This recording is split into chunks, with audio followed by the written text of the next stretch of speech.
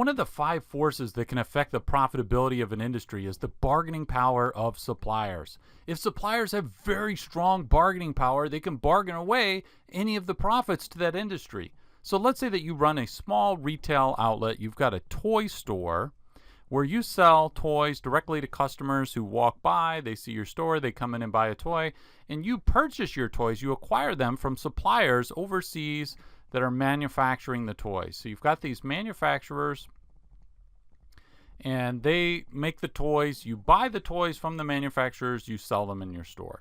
If these suppliers have very strong power, what can they do? Well, one thing they can do is say, we're going to increase the price. They could say, you know, maybe we've been selling you this toy for $3, but now we want $5 for the toy. If they have very strong power and you have few options, you might have to pay a higher price, which leads to lower profits for you. Also, they could reduce the quality of the toys they're sending you. And you say, why would they want to send me lower quality toys? Well, maybe lower quality toys are cheaper for them to produce, and they start sending you this lower quality stuff. And you say, well, I'll just use toys from another supplier. Well, maybe you don't have that option if the suppliers have very strong bargaining power. We'll get to that in a minute. And then the last thing that these manufacturers could do, these suppliers, is they could potentially turn around and directly compete with you. They could say, you know what? We're going to open our own toy stores near where you are. We're the one making the toys. We're just going to turn around. We're going to just sell them directly. Or maybe instead of opening stores, they set up a website and they start selling the toys that they manufacture directly to consumers and cutting you out. So basically, that's called forward integration when the supplier becomes your competitor. But we'll get to that. So when are suppliers most powerful? When do they have this strong bargaining power? Well, the ideal situation from a supplier's perspective is when they're highly concentrated and there are many different buyers. The buyers are fragmented. When I say highly concentrated for suppliers, what I'm talking about is maybe there's only 1 or 2 suppliers. In the ideal situation, from the supplier's point of view, there's just one supplier and you have no choice, but you have to go through them to get the product. Okay, so the more concentrated the suppliers are, the more power they're going to have. Back to the toy store example, if they say, you know what, we're going to increase the price to $5. If there are many different suppliers, let's say there are 2,000 suppliers, you could say, I'm going to go to one of your competitors. I'm not going to pay you $5. But if there's only one supplier, you have limited options, and so the supplier has more bargaining power. Okay?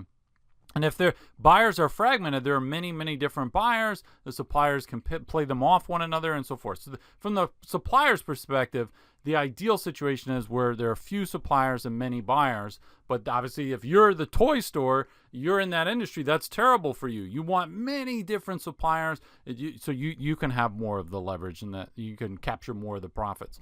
Now, if there's no substitute products, obviously that's going to play to the supplier's advantage. There's nothing you can do to go and say, well, I'm going to use some different type of product. You say, no, I have to use this type of product, so that would give more bargaining power to the supplier of that product. Now, the more critical that product is that the supplier is selling you to the success of your firm, then the more power they're going to have. Think about, let's say you make computers, and there are many different suppliers that you would have, but one would be a company selling you microprocessors, a company like Intel or AMD. So is a microprocessor critical to the success of a computer? Absolutely. Absolutely, right? So the supplier is going to have more leverage against you. If we're just talking about some tiny component that goes into a computer, that's just some little plastic piece or something that doesn't really have much effect, then obviously that's not as critical to the success of a company that makes computers.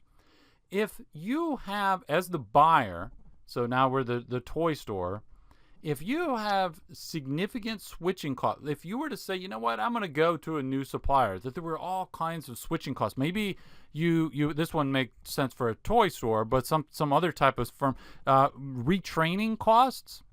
Okay? If we're talking about changing to a different type of CRM software, let's say you use one company for customer relationship management software and you're thinking of switching to another company. And if you switch, you're going to have to retrain all your employees to how to use the new CRM system. So those would be switching costs. And so then if the supplier knows, hey, they're really high, it would be really costly for you to switch to one of my competitors, then they're going to have more bargaining power, and they can get a higher price and so forth and eat into your profits. And lastly, we talked about forward integration. Forward integration is where the supplier says, look, I'm selling you this product or providing this service, and then you're turning around and selling it to customers or whomever. Why don't I go and just cut you out and just do it myself? So with the toy store example, we had the manufacturers, the ones actually making the toys, and then they sell them to the toy store. But they say, you know what, instead of selling it to the toy store, we're just going to directly sell to customers. And again, they could do that by setting up a website, by creating their own line of toy stores. They could do any number of things where basically your supplier says, I'm going to become your competitor instead of supplying you. And so if that's a legitimate, credible threat where you think that the supplier could do that, then the supplier's going to have more bargaining power, because they say, you know what, we're going to increase the price. And you say, I don't like that. I don't think I'm going to pay that price. And they say, oh, you don't like that? Okay, well, we'll just set up a website and sell directly to your customers. And you say, hey, wait a minute, and so forth. So if one or more of these factors is present, the suppliers are going to have more power, and they're going to be able to potentially raise prices, sell you lower quality products, and so forth. And that is going to eat into the profits of this industry.